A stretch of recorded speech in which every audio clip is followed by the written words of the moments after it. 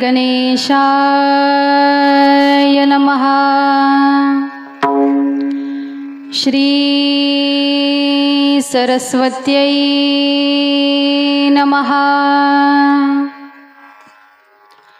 श्री गुरुचरणकमलेभ्यो नमः। गजाननं भूतगणादिसेवितं कपित्थजम्बूफलचारुभक्षणम् उमासुतं शोकविनाशकारकं नमामि विघ्नेश्वरपादपङ्कजम्। शुक्लां ब्रह्मविचारसारपरमा माद्यां जगद्व्यापिनीं वीणापुस्तकधारणीमभयदा जाड्यान्धकारापहा हस्ते स्फाटिकमालिका विदधतीं पद्मासने संस्थिता वन्दे तां परमेश्वरी भगवती बुद्धिप्रदां शारदाम्। व्यासाय विष्णुरूपाय व्यासरूपाय विष्णवे नमो वै ब्रह्मनिधये वासिष्ठाय नमो नमः। ब्रह्मानन्दं परमसुखदं केवलं ज्ञानमूर्तिं द्वन्द्वातीतं गगनसदृशं तत्त्वमस्यादिलक्ष्यम् एकं नित्यं विमलमचलं सर्वधी साक्षिभूतं भावातीतं त्रिगुणरहितं सद्गुरुं तन्नमामि। निजानन्दरूपी जरिघे समाधी जनांची निवारी पर्याधिव्याधी शिवब्रह्मविष्णु स्वरूपात्मकाला नमस्कार माझा बाळकृष्ण प्रभूला। रामाय रामभद्राय रामचन्द्राय वेधसे रघुनाथाय नाथाय सीतायाः पतये नमः। कस्तूरीतिलकं ललाटपटले वक्षस्थले कौस्तुभं नासाग्रे वरमौक्तिकं करतले वेणुः करे कङ्कणं सर्वाङ्गे हरिचन्दनं सुललितं कण्ठे च मुक्तावली गोपस्त्रीपरिवेष्टितो विजयते गोपालचूडामणि।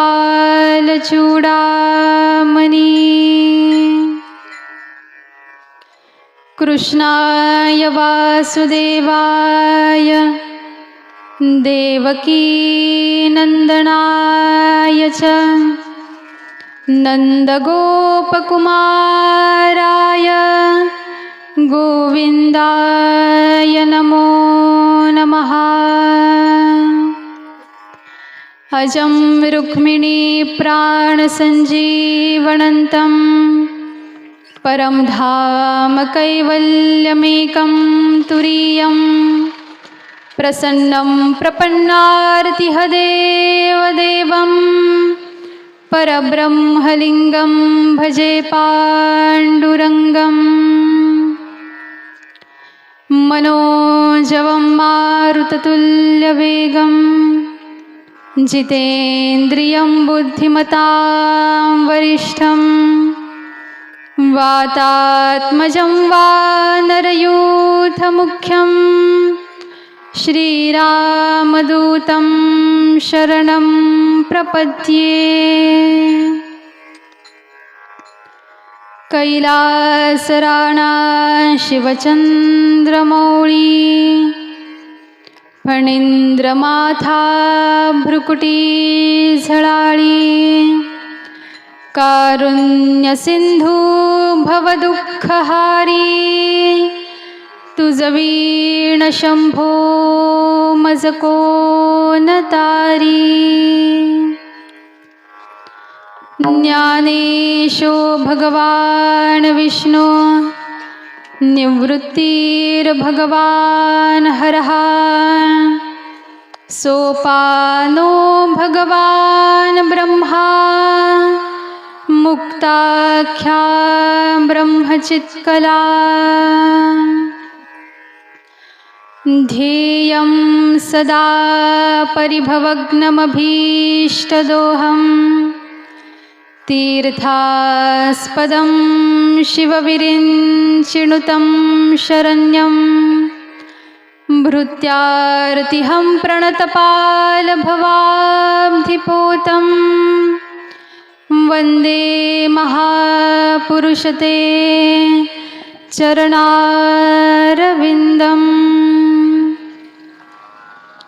नारायणविधीयादिनाथ बालकृष्ण जय सद्गुरुनाथ श्रोता वक्ता श्री पांडुरंग हरी वासुदेव हरी। ओम नमो ज्ञानेश्वराय करुणाकरा दयाळा तुमचा अनुग्रह लाधलो पावन झालो चराचरी। जयांचे केलिया स्मरण होय सकल विद्येचे अधिकरण तेची वंदोनी श्रीचरण श्री गुरूंचे ते नमस्कारोनी आता। बालकृष्णांचा अंश अवतार म्हणून जे अवताराला आले असे श्री संत ज्ञानराज महावैष्णव ज्ञानेश्वर महाराज की ज्यांचं चरित्र तुम्ही मी गेल्या 5 दिवसांपासून श्रवण करत आहोत आणि श्रवणाच्या माध्यमातून एक प्रकारची भक्ती आपण ज्ञानोबारायांच्या चरणावरती समर्पित करत आहोत। कारण जोपर्यंत आपण त्यांना ऐकणार नाही तोपर्यंत आपला परिचय होऊ शकणार नाही आणि जोपर्यंत परिचय होणार नाही तोपर्यंत आपलं प्रेम त्यांच्यावरती होऊ शकणार नाही। म्हणून त्यांनी जर का तुमच्या माझ्यावरती कृपा करावी असं वाटत असेल, त्यांनी जर का तुम्हाला मला दर्शन द्यावं असं वाटत असेल, तर याच्यासाठी सर्वप्रथम आपलं ज्ञानोबारायांच्या चरणावरती प्रेम झालं पाहिजे। प्रेम अर्थात भक्ती, भक्ती अर्थात त्याग आणि त्याग अर्थात प्रेम। हे 3 शब्द आहेत, पण त्याचा मतितार्थ म्हणजे भगवंतांच्या चरणावरती पूर्णपणे समर्पित होऊन जाणं आणि त्यांची भक्ती करणं। पण कशी भक्ती करणं?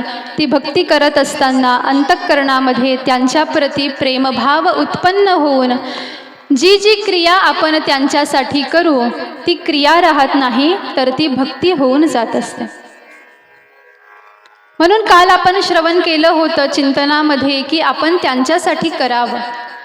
जगासाठी जगत असताना, संसारासाठी जगत असताना, प्रपंचासाठी जगत असताना जरासं साधूसाठी, जरासं संतांसाठी आणि जरासं भगवंतासाठी सुद्धा तुम्ही मी जगलं पाहिजे.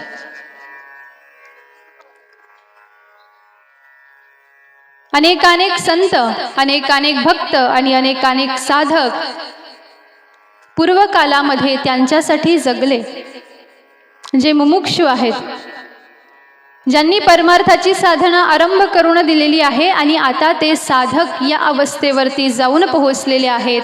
आणि साधक झालेले असताना भगवंतांप्रती प्रेम उत्पन्न झालं, साधूंप्रती सद्गुरूंप्रती प्रेम उत्पन्न झालं आणि त्या प्रेम उत्पन्न झाल्याचा परिणाम की सहजगत्या त्या साधकांकडून जी जी काही कृती केल्या गेली, जे जे काही कर्म केलं गेलं, ते कर्म न राहता ती साधना होऊन गेली आणि ती भक्ती होऊन गेली. म्हणून विशेष काही करावं लागतं असं नाही. जे करायला सांगितलं ते करत असताना केवळ अंतःकरणामध्ये प्रेमभाव पाहिजे. जसं प्रेम आपलं आपल्या लेकरा बाळांवरती असतं, जसं प्रेम आपलं आपल्या प्रिय व्यक्तीवरती असतं, अगदी त्याच पद्धतीनं भगवंतांवरती सुद्धा प्रेम केलं पाहिजे. मग प्रेम कसं होईल? कारण जोपर्यंत कोणता संबंधच जर का प्रस्थापित झाला नाही तर प्रेम कसं होईल? मग याच्यासाठी आपल्या अध्यात्मशास्त्रामध्ये 5 प्रकारचे भाव सांगितलेले आहेत. एक भाव सांगितला वात्सल्य भाव, एक भाव सांगितला दास्य भाव, एक भाव सांगितला माधुर्य भाव, एक भाव सांगितला सख्य भाव आणि एक भाव सांगितला शांत भाव. या 5 भावांपैकी एका भावामध्ये जर का तुम्ही मी प्रवेश केला आणि त्या पद्धतीनं जर का भगवंतांसंबंधी जर का आपण संबंध प्रस्थापित केला तर त्याचा परिणाम आपोआप आपल्या अंतःकरणामध्ये प्रेम उत्पन्न होईल आणि मग तिथून पुढे आपलं परमकल्याण होऊन जाईल. मग कोणता संबंध प्रस्थापित करावा? जसं नंदबाबांनी यशोदा मातेनं, दशरथजी महाराज, कौसल्या माता आदी करून हे जे भक्त आहेत यांनी भगवंतांप्रती एक भाव धारण केला, तो भाव होता वात्सल्य भाव. अनंत ब्रह्मांडाची मी माता आहे, पिता आहे हा भाव धारण केला तर नक्कीच जसं द्वापार युगामध्ये गोकुळामध्ये भगवंत आले तसं तुमच्या माझ्यासाठी सुद्धा भगवंत नक्की येते. हा झाला वात्सल्य भाव. एक भाव सांगितला दास्य भाव, ज्याच्यामध्ये भगवंत हे माझे स्वामी आहेत आणि मी माझ्या भगवंतांचा दास आहे. आणि या भावनेनं जर का आपण भक्ती केली, हा संबंध जर का प्रस्थापित केला तर जसं निवृत्तीनाथ आणि ज्ञानोबारायांचं सख्य, जसं नाथ महाराज जनार्दन स्वामींचं सख्य, जसं हनुमंतराय आणि प्रभू श्री रामचंद्रांचा भाव, त्या पद्धतीनं तुमचा माझा सुद्धा भाव भगवंतांप्रती प्रस्थापित होऊ शकतो. आणि दास्यभक्तीचे आदर्श आहेत तुमच्या माझ्यासाठी हनुमंतराय, की ज्यांनी जीवनभर केवळ प्रभूंच्या चरणांची सेवा केली. आणि दास्यभाव असं सांगतो की दासाची जागा ही केवळ त्याच्या स्वामीच्या चरणाजवळ आहे आणि हनुमंतरायांनी केवळ तेच केलं. ज्या आसनावरती प्रभू श्री रामचंद्र विराजमान व्हायचे त्या आसनाच्या बरोबरीचं आसन हनुमंतरायांनी कधीच ग्रहण केलं नाही. उलट माझे प्रभू जर का आसनावरती विराजमान झालेले आहेत तर मी जमिनीवरतीच बसे. आणि असाच दास्य भाव आणि असाच भाव रामायणामध्ये भरतजी महाराजांचा सुद्धा होता. आणि प्रसंग वर्णन केला की ज्या वेळेला भरतजी महाराज रामचंद्रांना भेटण्यासाठी निघालेले आहेत चित्रकूटाकडे. लक्षात आलं की माझे भगवंत हे पायी प्रवास करत आहेत आणि माझे भगवंत हे माझे स्वामी आहेत. भलेही ते ज्येष्ठ बंधू म्हणून जरी इथं अवताराला आले तरी सुद्धा ते माझे स्वामी आहेत. आणि माझे स्वामी जर का जमिनीवरती अनवाणी पायाने चालत असतील तर त्या जमिनीवरती मी सुद्धा अनवाणी पायानं चालणं हे माझ्या भक्तीला दोषास्पद ठरेल. आणि म्हणून महात्म्य असं वर्णन करतात की भरतजी महाराजांनी ज्या वेळेला चित्रकूटाच्या पायथ्याशी ते येऊन पोहोचले, तिथून पुढचा प्रवास भरतजी महाराजांनी हा लोटांगण घेत केलेला आहे. प्रभू श्री रामचंद्रांचं दर्शन घ्यायचं आहे, पर्णकुटीपर्यंत जायचं आहे, पण कसं जाणार? ज्या पद्धतीनं माझे स्वामी गेले त्या पद्धतीनं मी जाऊ शकत नाही. त्यांच्या बरोबरीचं आसन मी ग्रहण करू शकत नाही. म्हणून जमिनीवरती लोटांगण घेत घेत घेत घेत भगवंतांच्या भेटीपर्यंत जाऊन पोहोचलेले आहेत. आणि एवढंच नाही तर पुढं असं वर्णन करतात की ज्या वेळेला भरतजी महाराजांनी आता निर्णय केला की अयोध्येच्या राजगादीवरती मी विराजमान होणार नाही तर प्रभूंच्या पादुका विराजमान होते. आणि हा निर्णय केलेला आहे. अयोध्येमध्ये येऊन पोहोचले. राजसिंहासनावरती श्री रामचंद्रांच्या पादुका विराजमान केलेल्या आहेत. आणि आता निश्चय केला की ज्या पद्धतीनं माझे स्वामी हे व्रतस्थ जीवन जगत आहेत त्याच पद्धतीनं मी सुद्धा जीवन जगेन. माझे स्वामी जर का या भूमीवरती अनवाणी पायाने चालणार आहेत तर मला या भूमीवरती राहता येणार नाही. पण मला साधना करायची आहे, मला त्यांची वाट पाहायची आहे. मग कुठे राहू? तर नंदीग्राम क्षेत्रावरती येऊन पोहोचले. जमिनीमध्ये एक खड्डा केला आणि त्या खड्ड्यामध्ये भरतजी महाराज 14 वर्ष राहिलेले आहेत असं रामायणामध्ये वर्णन येतं. हा झाला दास्यभाव की माझी जागा केवळ माझ्या स्वामींच्या चरणापर्यंत आहे. माझं दर्शन केवळ माझ्या स्वामींच्या चरणांपर्यंत आहे. तिथून पुढे मी माझ्या स्वामींच्या मुखाकडे पाहू शकत नाही, कारण तो माझा अधिकार नाही. असा भाव असतो जो दास झालेला आहे त्याचा. आणि म्हणून तुमच्या माझ्यासाठी भरतजी महाराज, हनुमंतराय हे आदर्श आहेत की दास्यभक्ती कशी करावी तर ते त्यांच्याकडे पाहून शिकावं. मग ज्या वेळेला तुमच्या माझ्या अंतःकरणामध्ये जर का भगवंतांना पाहिल्याबरोबर असं वाटत असेल की हा अनंत ब्रह्मांडाचा नायक आहे, हा जगताची उत्पत्ती स्थिती लय करणारा आहे, हा वैभवशाली आहे, हा जर माझा स्वामी आहे तर मी याचा दास होईल, अशी भावना जर का अंतःकरणामध्ये उत्पन्न झाली तर समजून घ्यावं आपण दास्यभक्ती आता करायला पाहिजे. हा झाला दुसरा भाव. तिसरा भाव सांगतात माधुर्य भाव, की ज्याच्यामध्ये भगवंत हे माझे पती आहेत आणि मी माझ्या भगवंतांची धर्मपत्नी आहे. हा भाव ग्रहण करून जीवनभर भक्तांनी सेवा केली. आणि याच्या आदर्श आहेत गोकुळामध्ये जन्माला आलेल्या गोपिका.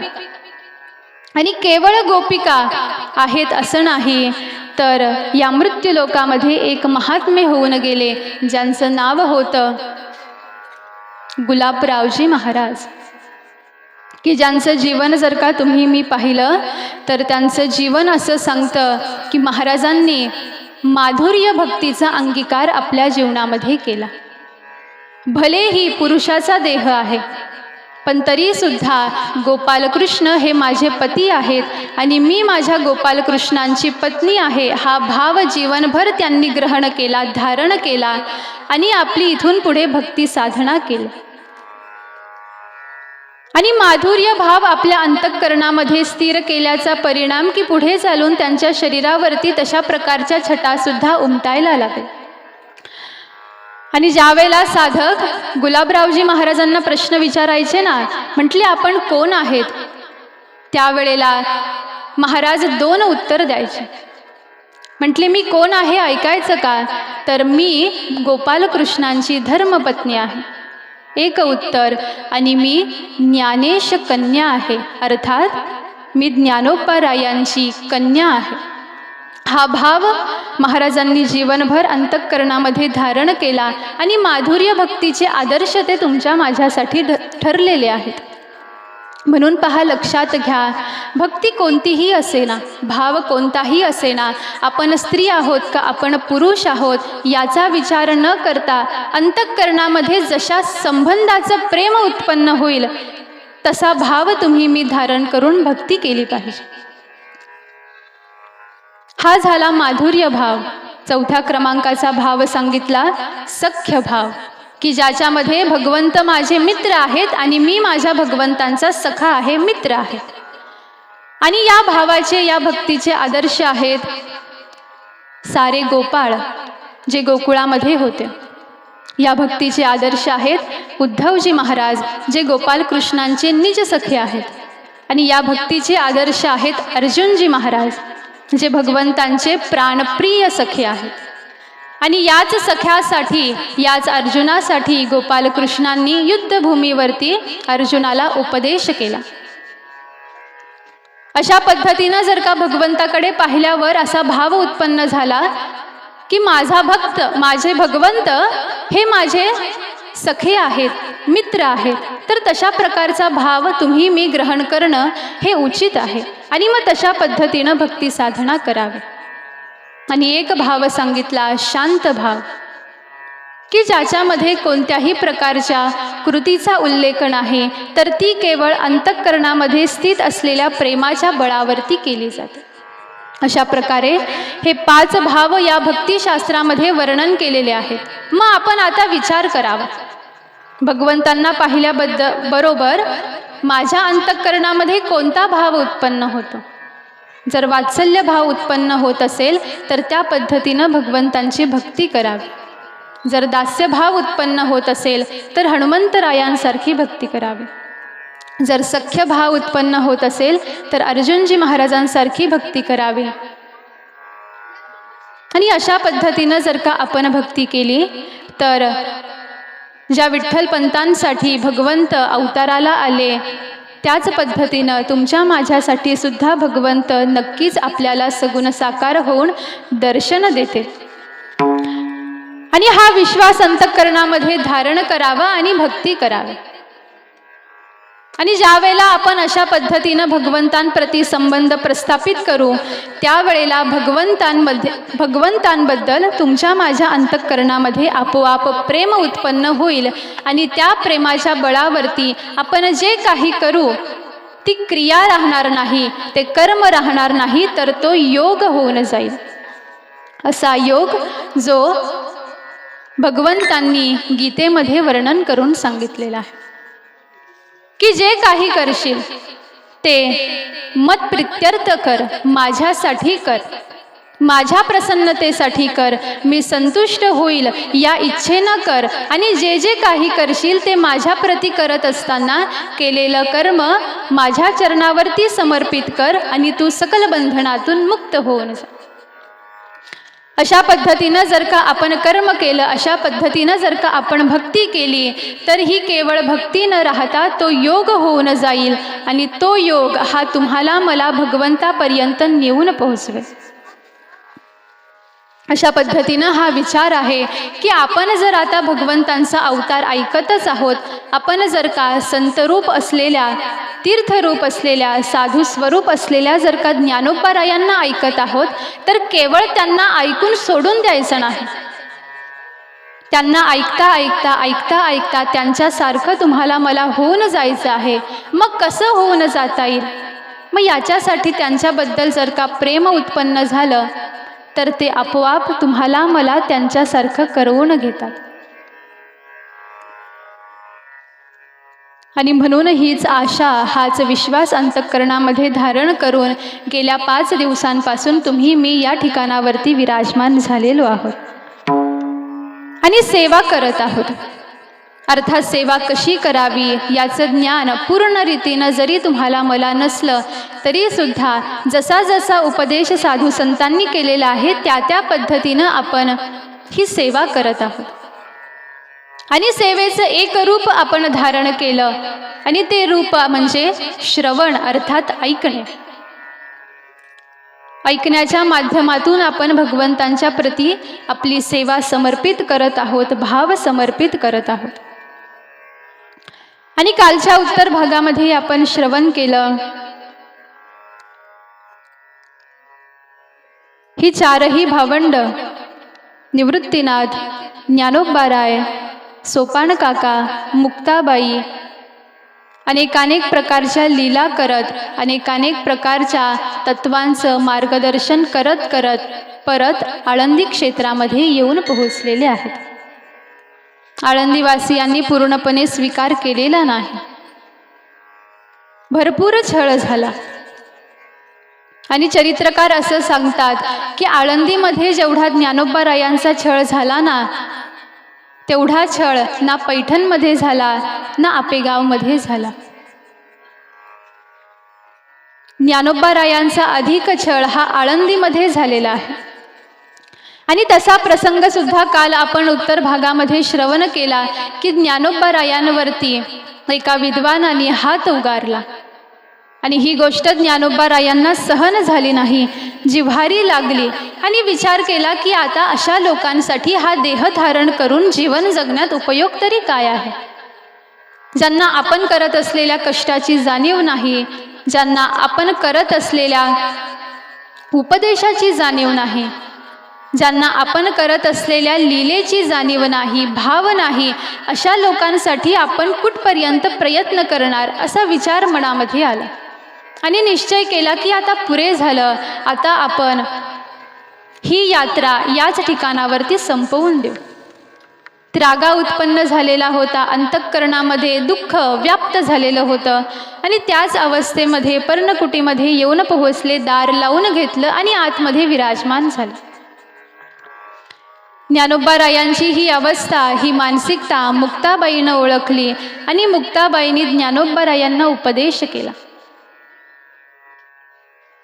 आज आई होऊन मुक्ताबाई ज्ञानोबारायांना समजून सांगत आहे, समजूत घालत आहे.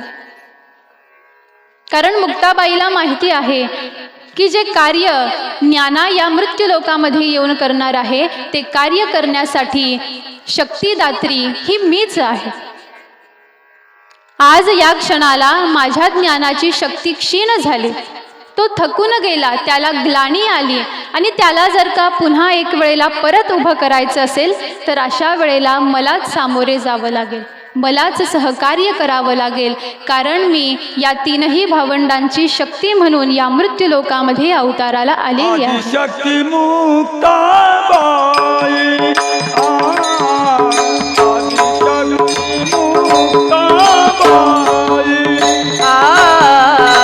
आदिशक्ती मुक्ताबाई, आदिशक्ती मुक्ताबाई,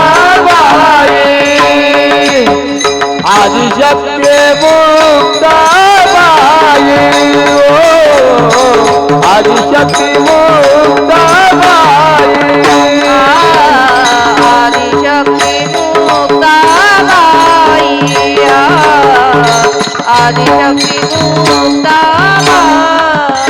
दासे जडी लागे पायी, दासे जडी लागे पायी पायी, आदिशक्ती मुक्ताबाई, आदिशक्ती मुक्ताबाई. दासी जाणी लागे पायी, दासी जाणी लागे पायी, आदिशक्ती मुक्ताबाई, बाई, आदिशक्ती मुक्ताबाई.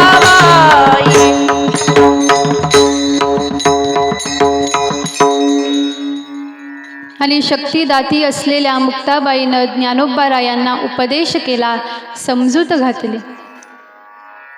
आणि ज्ञानोबाराय पुन्हा एक वेळेला सावध झाले, सज्ज झाले आणि पुन्हा पर्णकुटीच्या बाहेर येऊन पोहोचले.